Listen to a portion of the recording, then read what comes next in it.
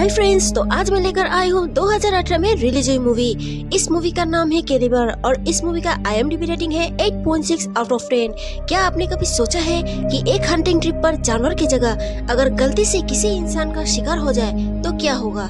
दो दोस्त एक हंटिंग ट्रिप पर निकलते हैं, लेकिन सिर्फ उनकी एक गलती जिसका उनका अंदाजा भी नहीं, वो उन्हें एक झटके में शिकारी से शिकार बना देते हैं। और वो दोस्त इस सिचुएशन को किस तरह से हैंडल करते हैं, आज के इस कहानी में हम जानेंगे।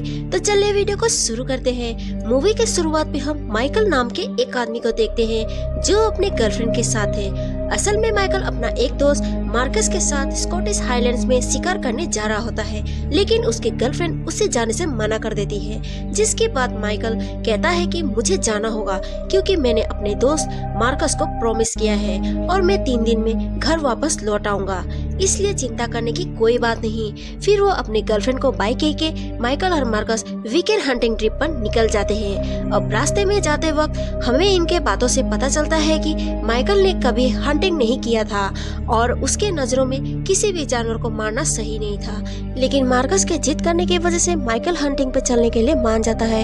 इसके बाद ये दोनों थोड़ी ही देर में हंटिंग वाले लोकेशन पर पहुंच जाते हैं, जहां पर ये दोनों 3 दिन के लिए एक होटल में रुकते हैं और रात में ये दोनों एक विलेज पब में जाते हैं।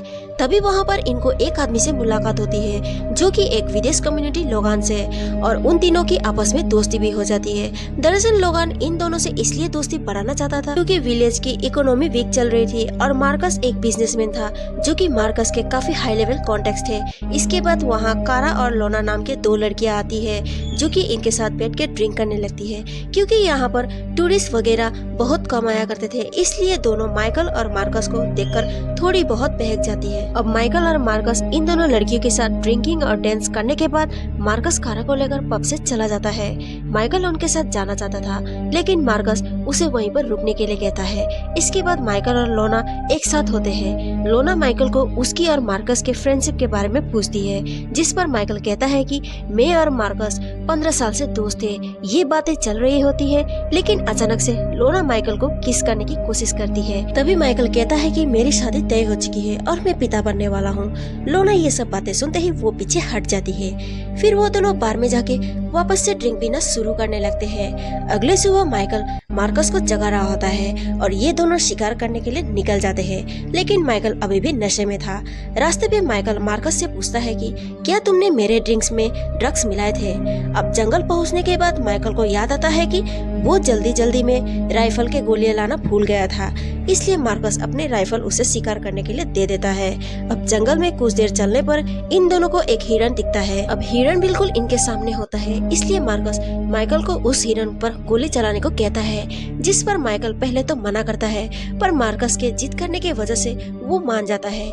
जैसे ही वो गोली चलाता है, सब कुछ एक ही पल में बदल जाता है, क्योंकि माइकल गोली चलाते ही वो हिरन वहाँ से चला जाता है और वो गोली सीधा जाके वहाँ पर सामने खड़े हुए एक बच्चे को लग जाती है, जो कि उस समय वो हिरन को देख रहा था और उन्होंने ये चीज नोटिस नहीं की थी। अब ये देखकर दोनों बिल्कुल ही शॉक्ड हो जाते हैं, क्योंकि ऐसा कुछ होगा इन्होंने बिल्कुल भी नहीं सोचा था। अब मार्कस बोलता है कि हमें यहाँ से भागना होगा, लेकिन माइकल सीधा भागकर उस बच्चे को देखने जाता है, जहाँ पर उसको पता चलता है कि गोली सीधा सर में लगने की वजह से उस बच्चे की जान जा चुकी थी। जिसके बाद माइकल अपने राइफल को नीचे रखकर वो वहीं पर बैठकर ये कहकर रोने लगता है कि ये मुझसे क्या पाप हुआ।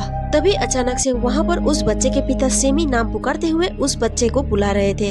जब उस बच्चे के पिता अपने बेटे को मरा हुआ देखते हैं तो वो बहुत रोने लगते हैं और वो गुस्से में पास पड़ी हुई राइफल को उठाकर माइकल पर तान देते हैं। जिसके बाद माइकल उसे ये बताते हुए रोने लगता है कि ये सब गलती से हो गया है। तभी मार्कस पीछे से आकर उस बच्चे के पिता को गोली मार देता है, जिससे उनकी भी वहीं पर मौत हो जाती है।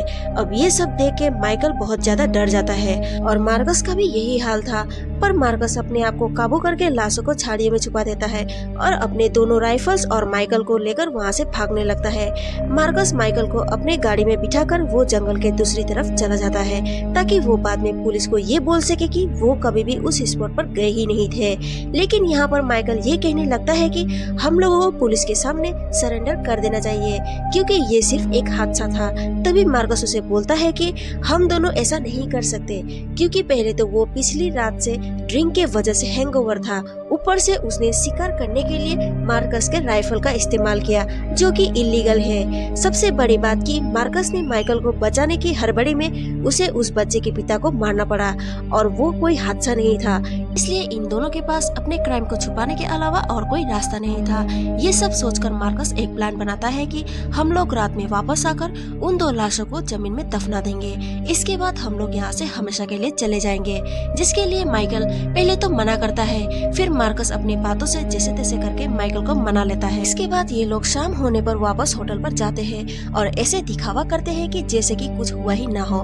जिसके बाद ये दोनों और भी नॉर्मल दिखने के लिए रेस्टोरेंट में खाना खाने जाते हैं। यहाँ पर इनके मुलाकात फिर से लोगान से होती है, और लोगान के साथ उसका भाई भी होता है जिसका नाम एल होता है। यहाँ पर लोगान बताता है कि लैंडस्लाइड होने की वजह से अब गांव में ज्यादा टूरिस्ट नहीं आते, जिस वजह से गांव की इनकम काफी कम हो गई है। जिस पर मार्कस बोलता है कि वो इस गांव के लोगों के बिजनेस में पैसा इन्वेस्ट कर सकता है, जिसके लिए लोगान मार्कस को थैंक्स बोलता है। इसके बाद लोगान इनको अगले दिन गांव में सेलिब्रेट किए जाने वाले एक फेस्टिवल के लिए इनवाइट करके वहां से चला जाता है। जिसके बाद ये दोनों आधी रात उसी जंगल में जाते हैं जहाँ पर 2 लाशों को झाड़ियों में छुपाकर आए थे। वहाँ पहुँचने के बाद ये दोनों लाशों को दफनाने के लिए एक गड्ढे खोदने लगते हैं, और मार्कस अपने राइफल के गोलियों को ढूंढने लगता है ताकि ये फंस न जाए, जिसमें से एक गोली उस बच्चे के पिता के सीने से पार हो गई थी और एक पैर पर जा लगी थी।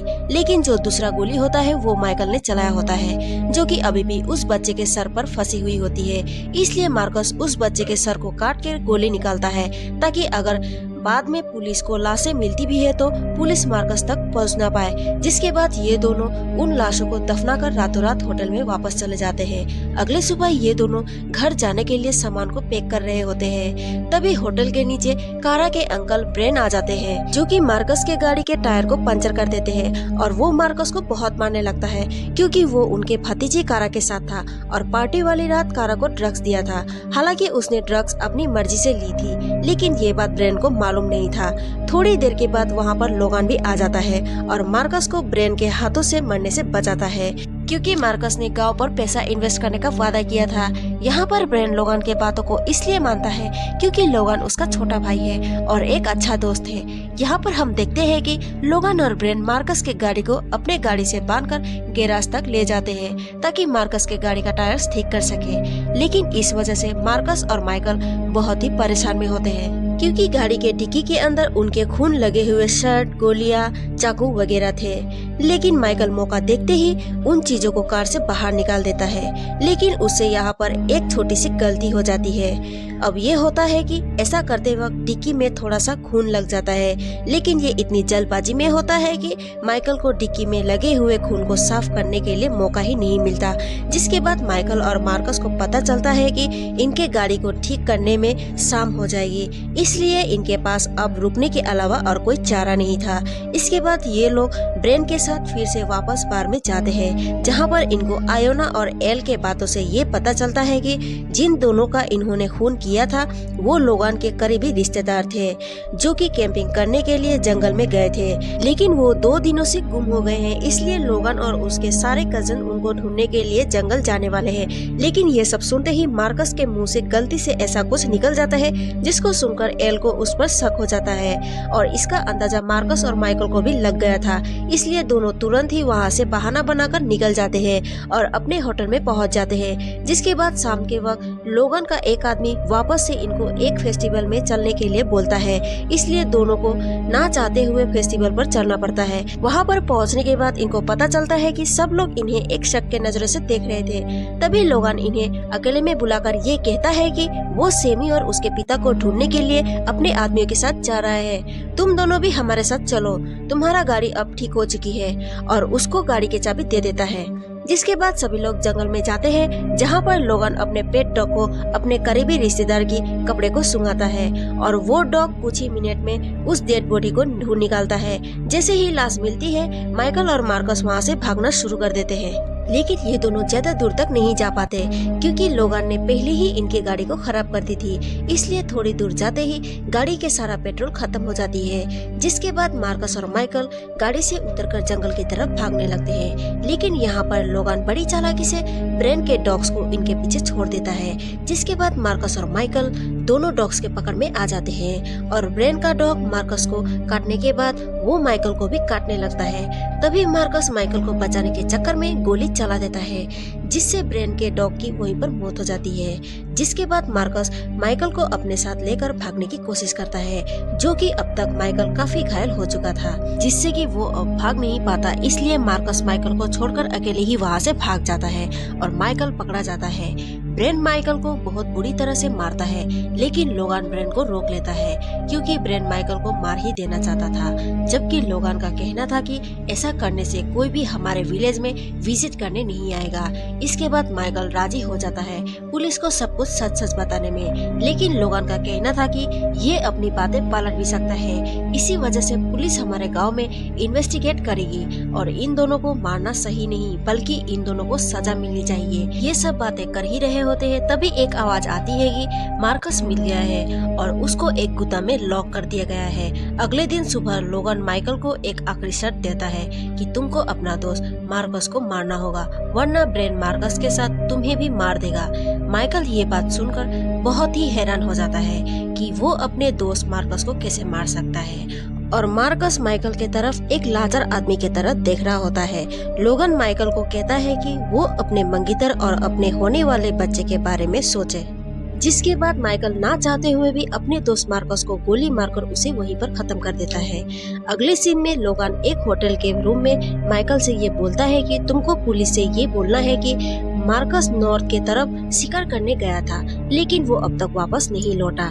इधर हम भी पुलिस को ये बताएंगे कि हमें अपने करीबी रिश्तेदार के बारे में कुछ मालूम नहीं है। जिसके बाद माइकल के मंगेतर उसे लेने आती है। फिर हम कुछ महीनों का सीन देखते हैं। माइकल अपने घर में आधी रात तक अकेला जाग रहा होता है, तभी उसके बच्चे की रोने की आवाज आती है। जिसके बाद माइकल अपने बच्चे के कमरे में जाता है, जहाँ पर उसके सामने कुछ ऐसा दिखाई देता है जिसे देखकर वो बहुत घबरा जाता है। इसी के साथ ये मूवी यहीं पर खत्म हो जाती है। तो फ्रेंड्स, ये थी कैलिबर मूवी की कहानी। मूवी के लास्ट सीन में जब माइकल अपने बच्चे को देखता है तो वहाँ पर उसको एक चीज का रियलाइज होता है कि उसको अब खुद का बच्चा भी हो चुका है। जब उसने लोगान के रिलेटिव के बच्चे को मारा तो उसको कैसा एहसास हुआ होगा। शायद वो इसी डर में जीता रहेगा, कहीं उसके साथ भी लोगान ऐसा ना कर दे। अगर आपको ये मूवी अच्छी लगी तो लाइक करें, मुझे सपोर्ट करने के लिए चैनल को सब्सक्राइब करें और ये एक्सप्लेनेशन आपको कैसा लगा कमेंट करके मुझे जरूर बताएं। Bye bye.